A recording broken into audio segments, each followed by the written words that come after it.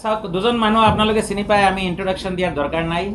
জুবিন গাৰ্গ চাওক, আমি মোৰ লেকচাৰতে কৈছোঁ, তেওঁ 2012ত আহি পেলাই ইয়াতে চিনেমা বনাইছে, তেতিয়া একো নাছিলে। আজি মোক কৈ আছে কাণে কাণে যে কি আছিলে, কি হৈ গ'ল।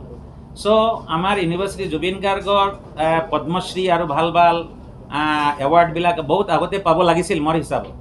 এনেকুৱা লেভেলৰ কণ্ট্ৰিবিউশ্যন কৰা বেলেগ ষ্টেটত কোনো মানুহ আজিলৈকে পিছ পৰি থকা নাই।